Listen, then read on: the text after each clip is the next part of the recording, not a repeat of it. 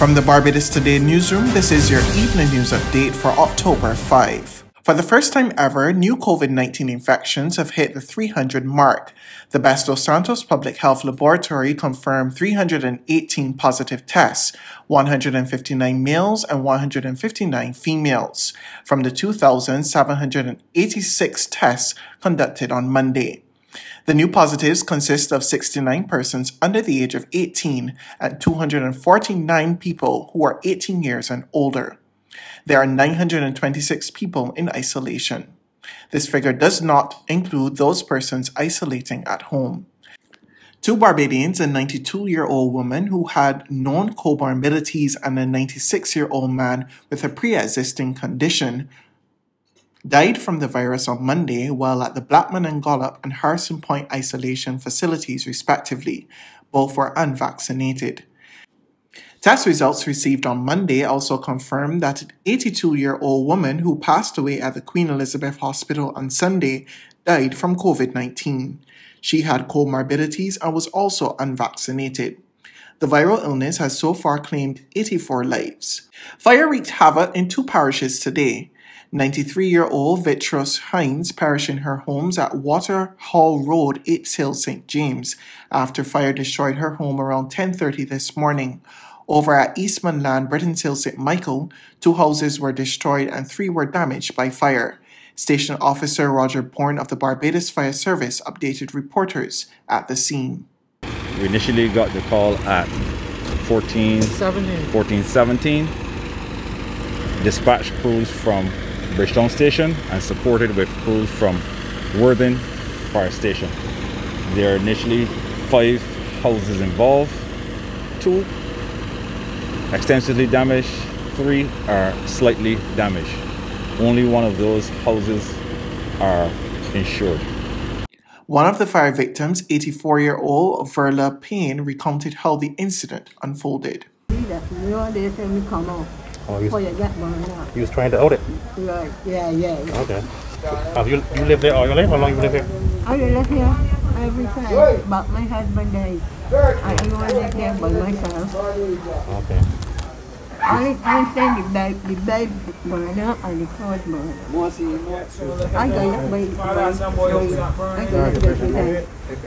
In other news, on day 2 of the 15th session of the United Nations Conference for Trade and Development, Kenyan President Uhuru Kenyatta today officially handed over the baton for presidency of the conference to Prime Minister Mia Mottley.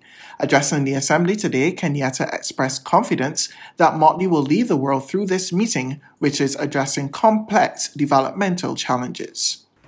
It is now my privilege today to pass the mantle of hosting UNCTAD 15 to Barbados through Our Excellency the Prime Minister. And I do so well aware that UNCTAD 15 is taking place in extraordinary circumstances which have compelled most of us to hold our meetings virtually. But I say again that I am totally confident with Prime Minister Mottley's ability to take the task of leading the world through UNCTAD 15 to address all the complex developmental challenges, and I trust and believe that we are in very good hands. Government and UNCTAD have signed an agreement to implement an electronic single window.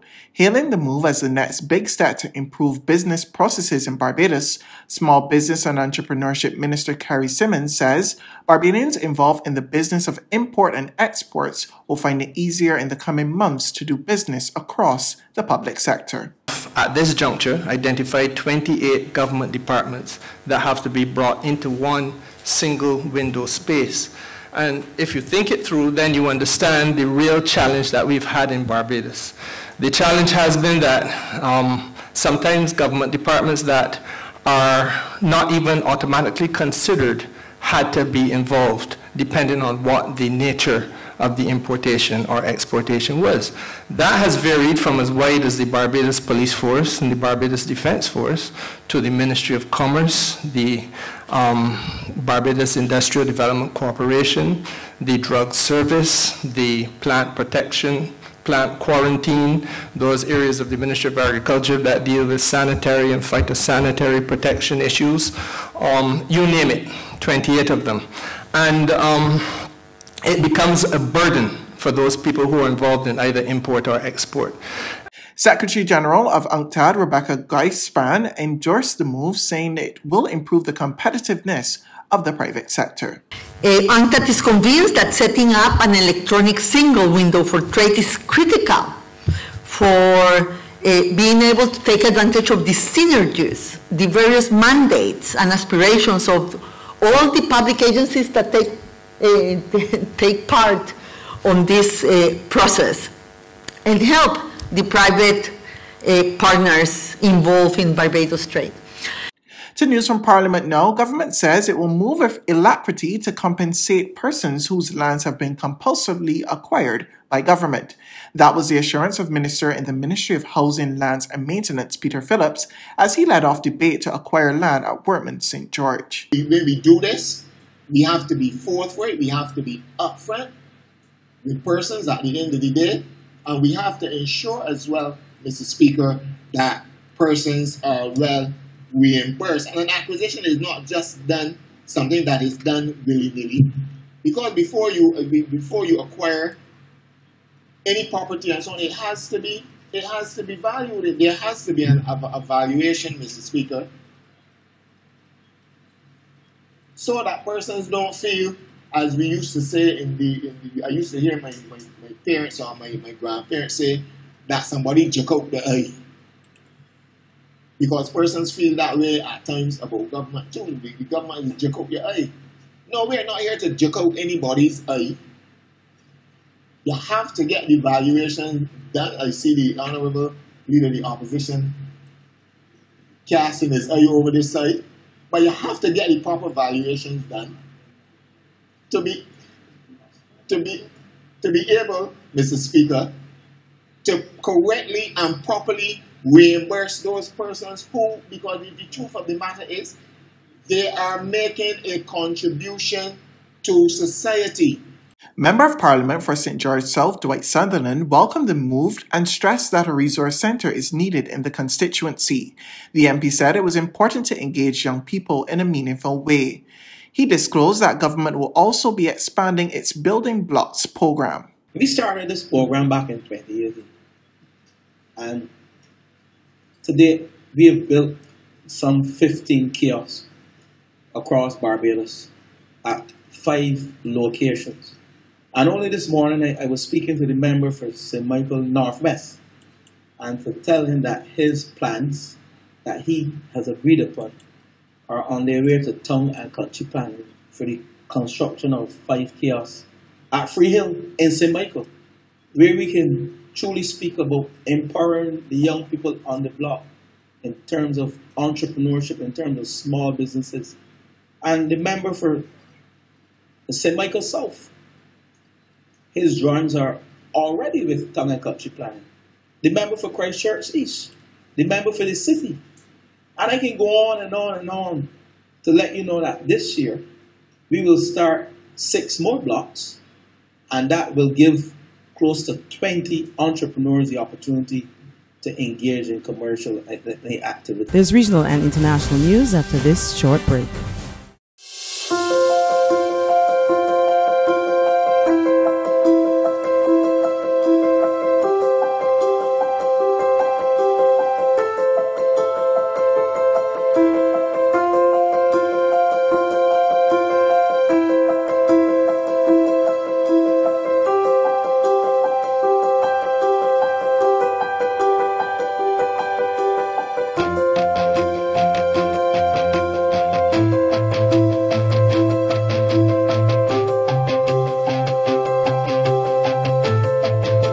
Barbados Today, news you can trust.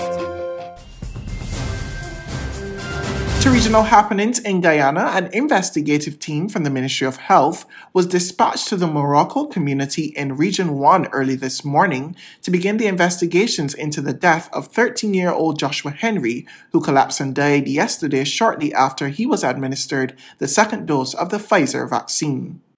The young boy collapsed and died yesterday, shortly after he was administered the second dose of the Pfizer COVID-19 vaccine. Just over 3 weeks ago, Guyana started to administer the U.S.-made Pfizer vaccine to children between the ages of 13 and 18 years old. The death of the young indigenous boy is the only fatality that is being investigated in connection to the vaccine locally. Minister of Health Dr. Frank Anthony today gave the assurance that the investigation will get to the bottom of the child's death. And of course, this is something that we want to investigate and to make sure that we understand what has caused the death. On the international front, French clergy sexually abused more than 200,000 children over the past 70 years, a major investigation into the Catholic Church found. Most of the victims were boys aged between 10 and 13. More in this report from Reuters TV. The latest abuse scandal to hit the Roman Catholic Church suggests that clergy in France may have sexually abused children on an unprecedented scale for 70 years. An estimated 216,000 children until as late as 2016. The revelations came from an independent inquiry by the Church, which released its findings on Tuesday. It reports that since the 1950s, there have been about 2,900 to 3,200 suspected paedophiles in the French Church. And the number of victims may rise to 330,000 people when including abuse by members of the church who are not clergy. Most of the victims were boys aged between 10 and 13. Jean-Marc Sauvé, who led the investigation, said the findings are damning and that the church sometimes knowingly put children in touch with predators. That's news, but for the very latest, you can visit us at www.barbadostoday.bb. You can also subscribe to our e-paper, email updates, or like us on Facebook, and sign up for our breaking news alerts via WhatsApp. We're also on Izumi Media and bus terminals, as well as Screenplay at supermarkets and gas stations near you. You can also hear us on Capital Media HD 99.3 FM.